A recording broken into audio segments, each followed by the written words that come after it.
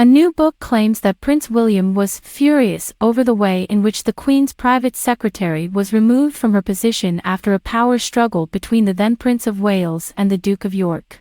According to the Daily Mail, Lord Geidt, then Sir Christopher Geidt, was expelled from the royal household in 2017 following a disagreement with King Charles and Prince Andrew.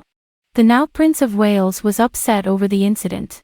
For years, he had served as a mentor to Prince William, ensuring that he spent plenty of time with the late Queen on both official and personal affairs, allowing him to learn the ropes and witness how she got things done. Former military intelligence officer Lord Geidt devotedly worked as Queen Elizabeth's confidential secretary for 15 years. That all changed, though, when he was sensationally forced to resign. According to the news outlet, Prince William was so enraged by the palace coup that he allegedly gave the late Queen's most senior officer a piece of his mind. According to journalist Valentine Lowe's latest book, Courtiers, William was so enraged by the unkind treatment of Lord Geidt that he spoke to the monarch's head of household, the then Lord Chamberlain, Earl Peel. A source was quoted in Lowe's book as saying, "William was furious. He spoke to his grandmother and father. He felt Christopher had worked to modernize the institution and bring it closer together. He was concerned about the way it had been handled, and how Christopher had been treated. He was really angry about it, not necessarily because it was the wrong decision. He just thought it was handled very unkindly for a man who was a pillar of the institution of the monarchy, but had also played an incredibly important role when the coalition government had been formed." The source went on to say, Prince William told Lord Peel how he felt about it, and particularly how he felt about the way in which it had been conducted, which he thought was very unkind.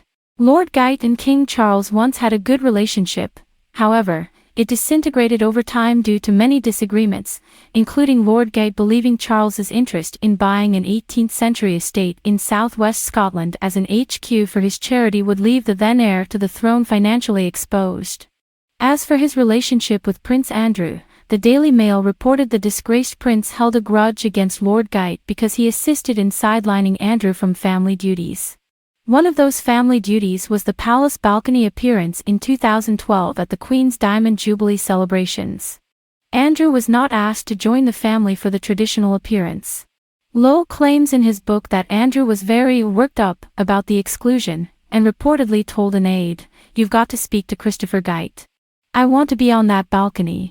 We've worked really hard all year supporting the Queen. It's outrageous."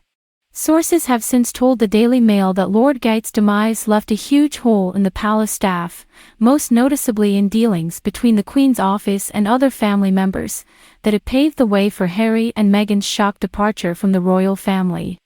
According to a source quoted in Lowe's book, when you were having a conversation with Christopher, you pretty much knew he did not have to go and check. Either he knew that that was what the Queen thought, or it is what she would want anyway, because he was just so entwined in her thinking. Christopher's effective sacking came as a great shock, a source told the Daily Mail last week, and many hold the view that had he still been around, the Megxit debacle would not have happened. He had his finger on the pulse, and people believe he would have found a way to preempt the Duke and Duchess of Sussex's departure, or at least found a way to make things work more amicably. Lord Geidt joined Buckingham Palace in 2002 and quickly rose through the ranks. According to the Daily Mail, he was a huge success at his job and would frequently stalk the halls of the palace, becoming the eyes and ears of the monarchy.